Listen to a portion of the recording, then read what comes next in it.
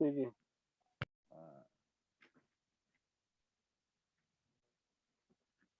नमस्ते बच्चों।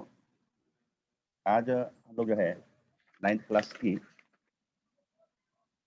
तीसरे यूनिट की जो 3.1 कोरोमंडल फिशर इस पोएम को देखने वाले हैं। सबसे पहले कोरोमंडल फिशर, इसका हम लोग मतलब जान लेंगे कि कोरोमंडल फिशर क्या है, किसे कहते हैं। कोरोमंडल का मतलब कि कोस्टल एरिया, जो समंदर एरिया है, तो उससे हम लोग मतलब लेंगे। कोरोमंडल मीन्स समंदर का किनारा, कोस्टल एरिया जो है। और फिशर मतलब मछुआरा। तो जो समंदर किनारे के जो मछुआरे हैं, उनके बारे में ये पोएम है। ये पोएम जो है सरोजिनी नायडू जो है, इन्होंने लिखी है। और ये जो पोएम है ये 3 स्टांजा में है, मतलब 3 स्टांजा में ये पोएम लिखी गई है।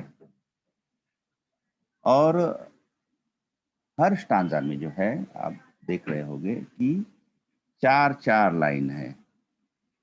एक स्टांजा में 4 लाइन, मतलब कुल मिला के 12 लाइनों में ये पोएम जो है ये लिखी गई है। अब 1 बाय 1 जो है हम लोग इस पोएम को देखेंगे और लाइन टू लाइन जो है इसका हिंदी में जो है वो मतलब समझने की कोशिश। Coromandel fisher written by Sarojini Naidu. पहले स्टांजा की फर्स्ट लाइन जो है उसको पढ़ते हैं और समझते हैं कि rise brother rise, the waking sky pray to the morning light. पहले स्टांजा पढ़ लेते हैं, उसके बाद 1 बाय 1 लाइन जो है वो समझ लेंगे। The wind lies asleep in the arms of the dawn like a child that has cried all night. Come, let us gather our nets from the shore and set our catamarans free. To capture the leaping wealth of the tide, for we are the king of the sea. पहली line को देखते हैं।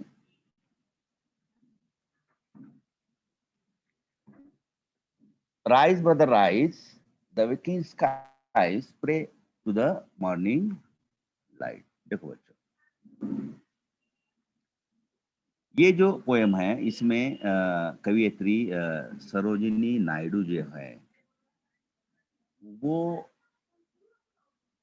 मछुआरे जो है, fisherman जो है, उनको कह रही है, या फिर हम लोग ऐसे भी समझ सकते हैं कि एक मछुआरा जो है वो दूसरे मछुआरे से कह रहा है कि उठो भाई उठो, मतलब राइज ब्रदर राइज, उठो भाई उठो, सुबह हो गई है।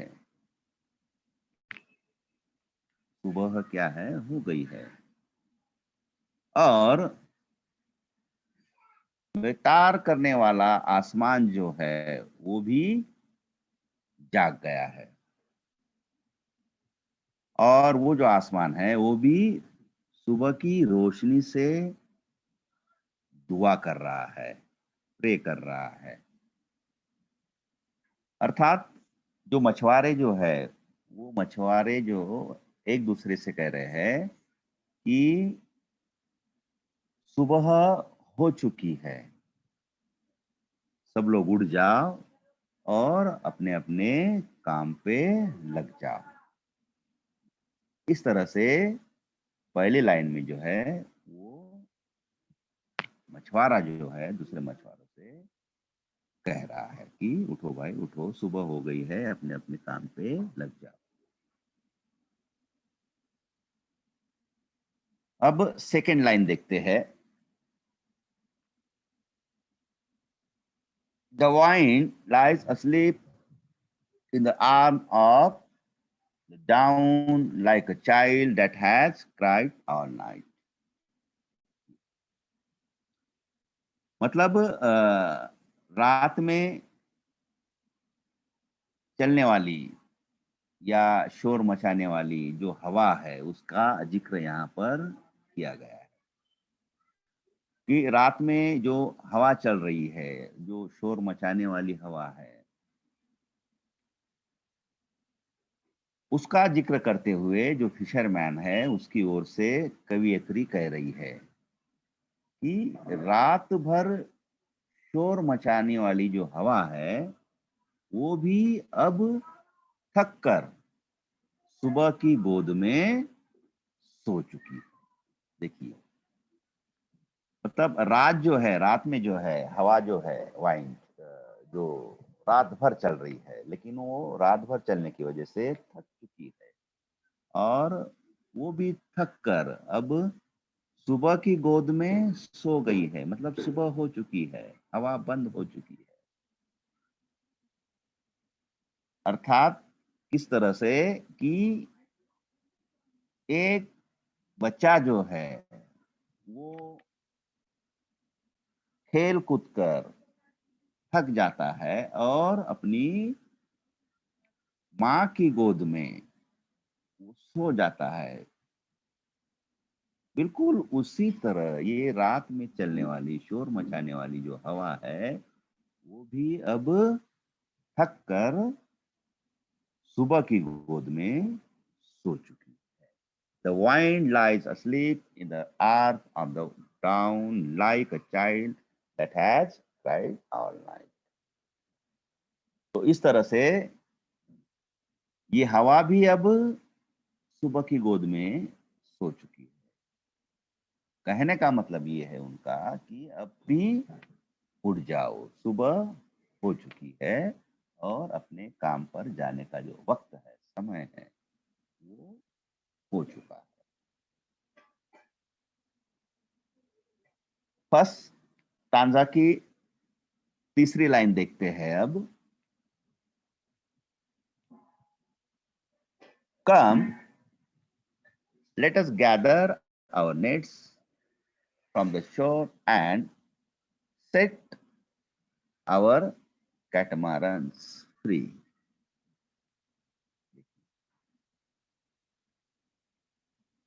तीसरी लाइन में जो है, जो मछुआरे जो है या जो फिशरमैन जो है अपने साथियों को आवाज दे रहा है या आवाज देते हुए कह रहा है कि सब एक जगह इकट्ठा हो जाओ, जमा हो जाओ और अपना अपना जो जाल है, जाल वो मछली पकड़ने वाला जो जाल है उसका यहाँ पर जिक्र हुआ है कि नेट्स, अपना जो मछली पकड़ने वाला जाल है वो जाल साहिल से लगाओ और जो नाव है उसका लंगर उठाओ, खोल दो, लंगर उठा दो तथा कश्तियों को भी खोल दो और मछली पकड़ने के लिए दूर समंदर में चलो। ये कौन कह रहा है कि जो फिशरमैन जो है, जो मछुआरा जो है वो अपने साथियों को आवाज देते हुए कह रहा है कि सब लोग जो है एक जगह इकट्ठा हो जाओ, अपना जो जाल है, नेट है जो मछली पकड़ने वाला, वो साहिल से लगा दो, और नाव का जो लंगर है, लंगर मतलब नाव जो है वो एक जगह लंगर डालकर खड़ी कर देते हैं, लगा देते हैं किनारे से। तो वो लंगर भी निकाल लो, उठाओ, कश्तियों को खोल दो, तथा मछली पकड़ने के लिए दूर समंदर में चलो। इस तरह से ये जो फिशरमैन जो है वो अपने साथियों को आवाज देते हुए कह रहा है।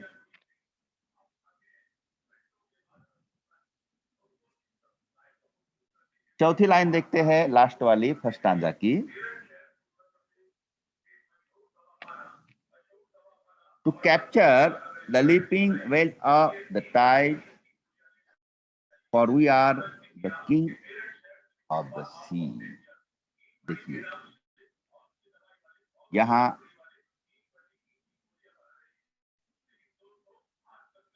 मछुआरे जो है या कवियत्री की तरफ से यहाँ कहा जा रहा है कि ये मछुआरे एक दूसरे की हिम्मत बढ़ा रहे हैं, और हिम्मत बढ़ाने के लिए कह रहे हैं कि हम जो है मछुआरे, हम तो इस समंदर के राजा है।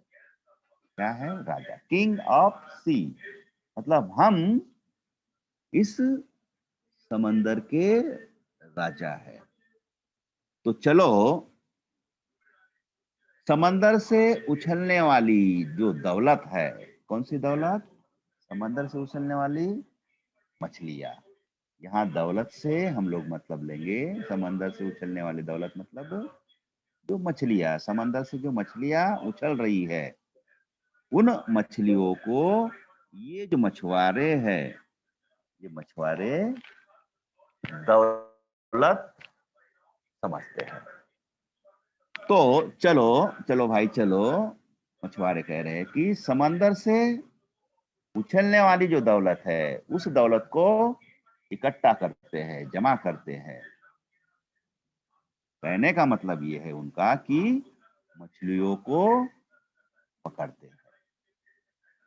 क्यों? क्योंकि हम इस समंदर के राजा हैं, और हमें इस समंदर से क्या डरना है?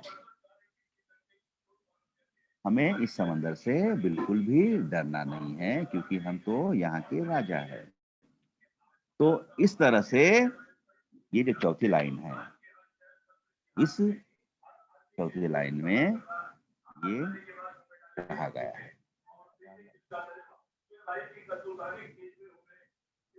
तो इस तरह से ये जो पहला जो स्टांजा है 4 लाइन में, तो ये कवियत्री सरोजिनी नायडू जो है, उन्होंने इस पहले स्टांजा में ये मछुआरे के बारे में। अब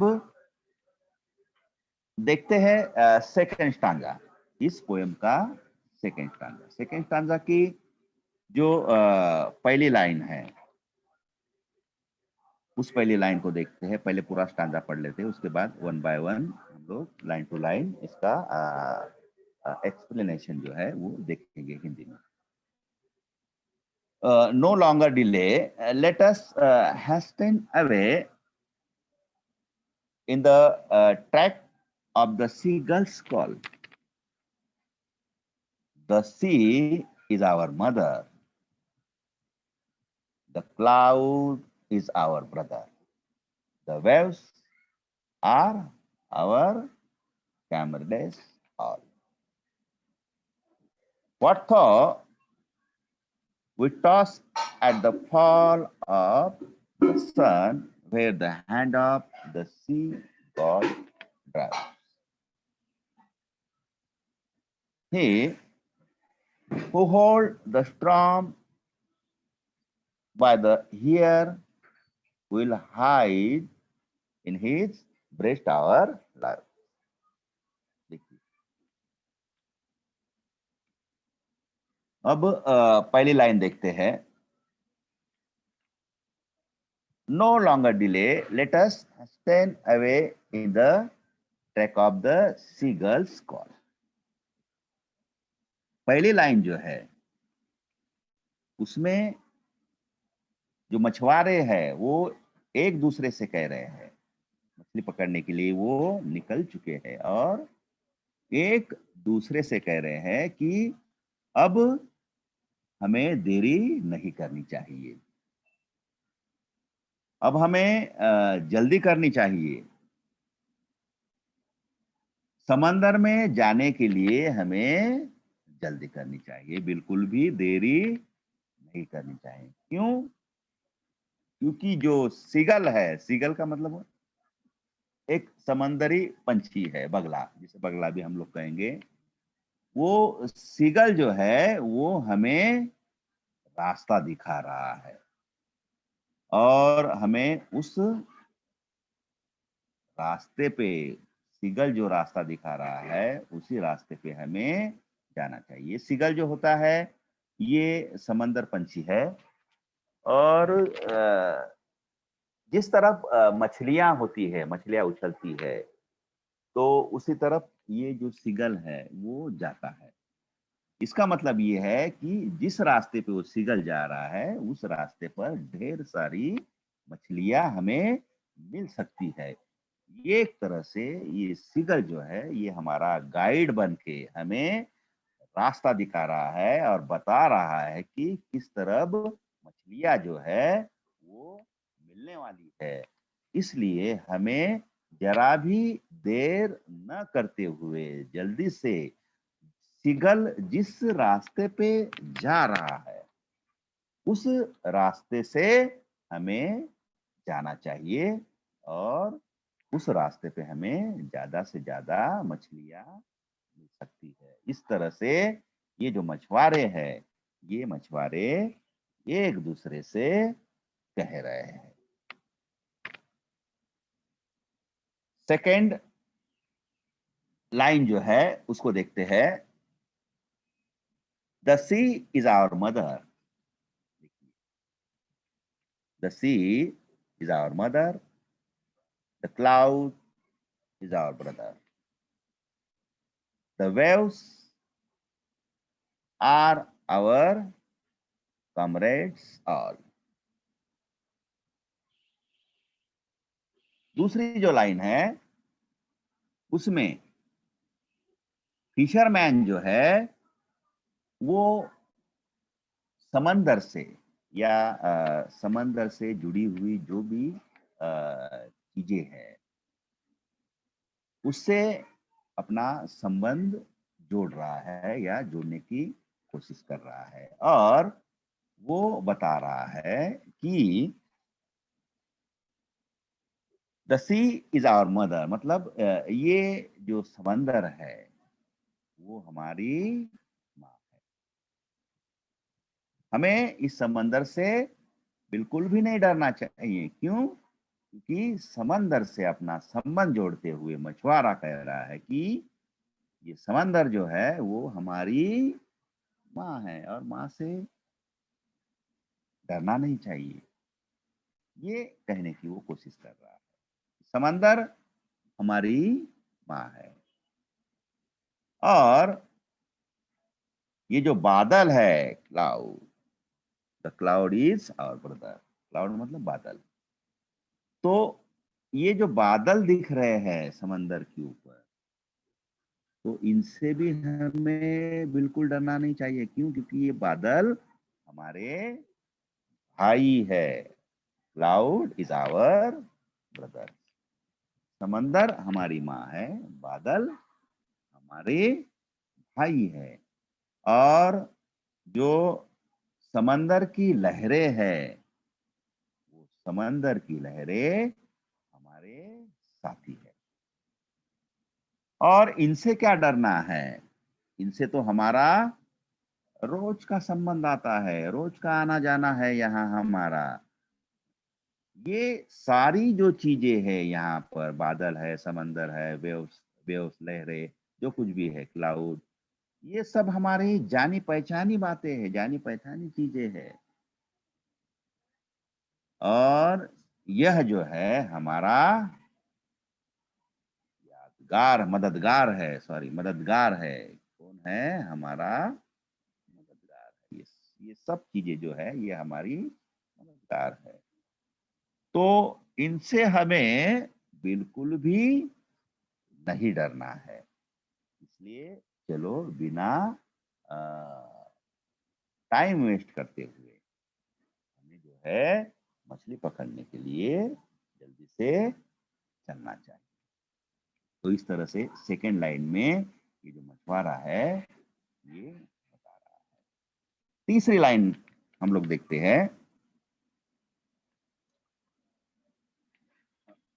What though we toss at the fall of the sun, where the hand of the sea God।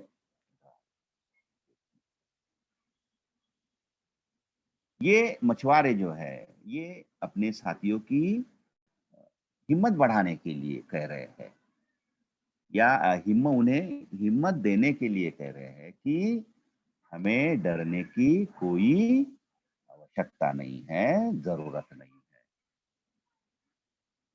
हमें अगर देखिए, हमें अगर हम मछलियां पकड़ने के लिए चले गए समंदर के अंदर, और वहां हमें अगर समंदर में चलते चलते रात भी हो जाए, समंदर में चलते चलते हमें रात भी हो जाए, सूरज डूब जाए, या चाहे अंधेरा भी छा जाए, और हम जो है वो समंदर में दूर फेंके जाए, मतलब दूर चले जाए, तब भी हमें डरने की जरा भी आवश्यकता नहीं है। क्यों?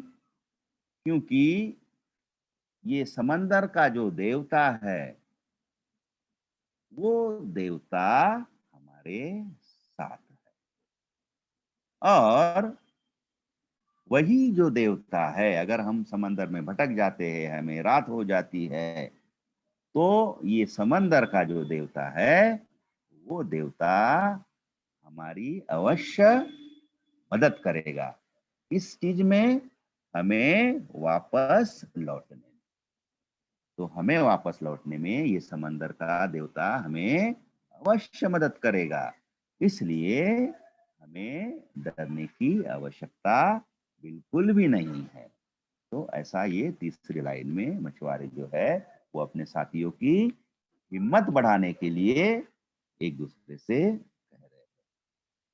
सेकेंड स्टांजा की लास्ट अंतिम जो लाइन है उसको देखते हैं कि he who holds the storm by the hair will hide in his breast hour। देखिए, अब वो जो देवता है वो जरूर हमारे साथ है, और वो जो देवता है तूफानों को, समंदर में जो तूफान उठते हैं उन तूफानों को रोकता है, तथा हमारी जो जीवन है, जिंदगानी जो है हमारी, उसको अपने सीने में छिपाता है। कौन? वो समंदर का देवता। कहने का मतलब ये है कि समंदर का जो देवता है वही तूफान लाता है, और तूफान को मिटाने की जो शक्ति है, ताकत है, उसी समंदर के देवता में है। तूफान का आना और तूफान का जाना ये उस समंदर के देवता के हाथ में है। और अगर वही समंदर का देवता जो है वो हमारे साथ है, तो हमें ऐसे इस समंदर के जो तूफान है उन तूफानों से डरने की बिल्कुल भी आवश्यकता नहीं है। क्यों? क्योंकि ये जो तूफान है ये लाने का और मिटाने का ये उस देवता के बस में है। अगर हम समंदर में चले गए और तूफान आ जाता है तो ये समंदर का देवता हमें अवश्य बचाएगा, हमें इस तूफान से बचाएगा। लास्ट स्टांजा देखते हैं बच्चों। लास्ट स्टांजा की पहली लाइन देखते हैं।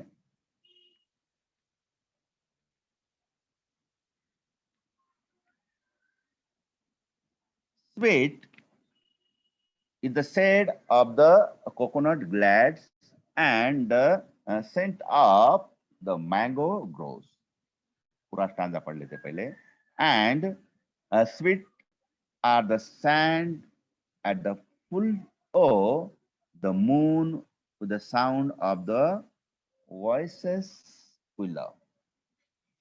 But sweeter, oh brother, the kiss of the spray and the dance of the wild homes. Row, brothers, row to the edge of the world where the lost sky meets with the sea.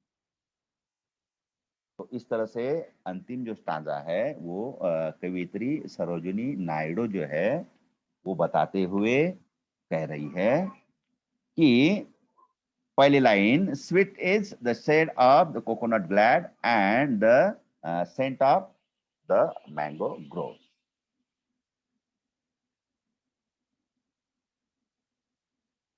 Fisherman जो है यहाँ पर वो अपने जो समंदर है उस समंदर के किनारे की तारीफ कर रहा है और तारीफ करते हुए वो कह रहा है कि ये जो समंदर के किनारे जो है और उन किनारों के ऊपर जो नारियल के पेड़ है खुले मैदान में, वहां समंदर के किनारे पे खुले मैदान में जो नारियल के पेड़ है और उस मैदान में उस पेड़ की जो छाव है, साया जो है वो पड़ता है, तो वो छाव जो है, वो साया जो है वो बहुत ही सुंदर और दिलकश है। उसके साथ साथ जो आम के पेड़ है, उस आम के पेड़ की जो मीठी मीठी खुशबू है, वो मीठी मीठी खुशबू हम जो मछुआरे हैं उनके दिल को छू जाती है। और यही जो खुशबू है तथा ये नारियल के खुले मैदान में पड़ने वाली जो छाव है, ये हमें बहुत ज्यादा पसंद है। तो इस तरह से ये पहले लाइन में मछुआरे कह रहे हैं। सेकंड लाइन देखते हैं। And sweet are the sand at the full o' the moon with the sound of the waves, voices we love.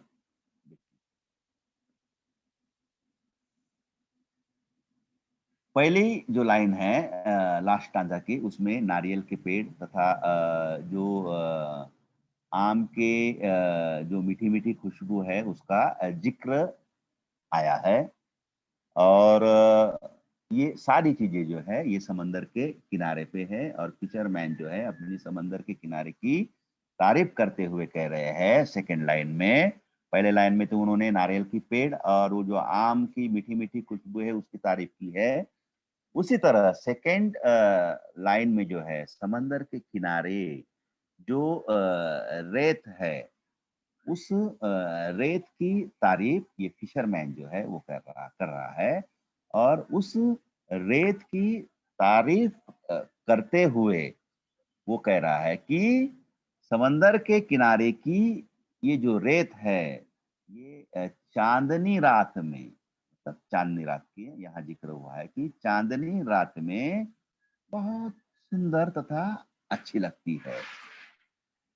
क्यों अच्छी लगती है? क्योंकि चांदनी रात में समंदर की जो रेत है तो उस रेत के ऊपर चांद की जो रोशनी है वो पूरी तरह से उस रेत के ऊपर पड़ती है, और उस रोशनी से, चांद की मून की उस रोशनी से, वो जो रेत है वो चांदनी रात में चमक उठती है। और उस समय वो जो रेत है वो बहुत ही सुंदर तथा अच्छी लगती है।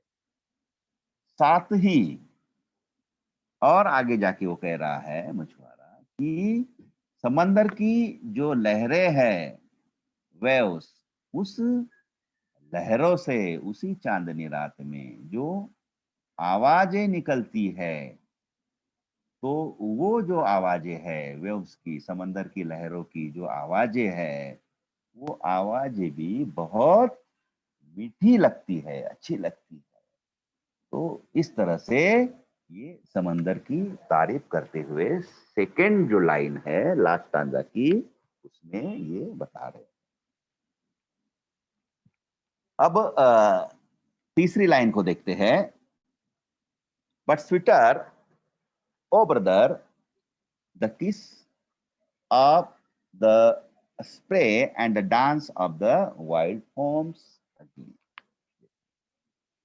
तीसरी लाइन में भी ये फिशरमैन जो है ये वही कहने की कोशिश कर रहे हैं कि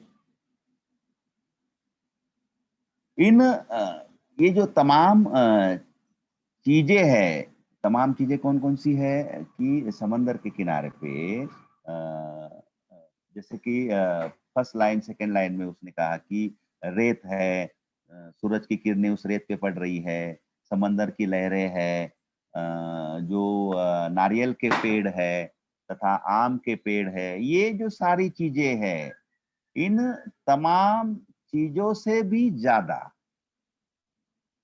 मीठी तथा उसको पसंदीदा जो लगता है वो है समंदर से जो लहरें उठ रही है, और लहरें उछलकर उसे जो चूमती है, किस करती है, वो लहरें, लहरों का पानी उसके चेहरे पे, वो जो लहरों का पानी है वो उछलता है और उसके चेहरे पे लगता है, उसे उसने कहा है कि किस करना मतलब चूमना। तो वो पानी जो उसे चूम रहा है और उस समंदर की लहरें से निकलने वाला जो झाग है, वो जो झूम रहा है, डांस कर रहा है, तो वो डांस करता हुआ झाग उसे बहुत अच्छा लगता है, बहुत पसंद है। मतलब जो बाकी की जो चीजें हैं, जैसे रेत है, लहरें हैं, वो पेड़ पौधे हैं, नारियल के, आम के, ये सारी जो चीजें हैं, उन सारी चीजों से भी ज्यादा उसे जो पसंद है वो है कि जो समंदर की लहरें हैं वो उसे चूमती है, किस करती है, और उन लहरों से उठने वाला जो झाग है, वो झाग जब डांस करता है, झूमता है, तो ये सारी चीजें देखकर या देखने को उसे बहुत अच्छा लगता है, या ये जो चीजें है ये उसे बहुत ज्यादा पसंद है, किसे, फिशरमैन को। अब लास्ट लाइन है लास्ट स्टांजा की, उसके बाद यहाँ पोएम जो है वो एंड हो जाएगी। Row brothers, row to the edge of the world where the low sky meets with the sea। Last और अंतिम पंक्ति जो है उसमें कवियत्री सरोजिनी नायडू ये बताने की कोशिश कर रही है मछुआरों के जरिए कि मछुआरे जो है वो कह रहे हैं, एक दूसरे से आवाज लगा रहे हैं, बता रहे हैं कि भाइयों, सभी भाइयों, अब एक कतार में, रो मतलब लाइन, कतार, एक कतार में आ जाओ।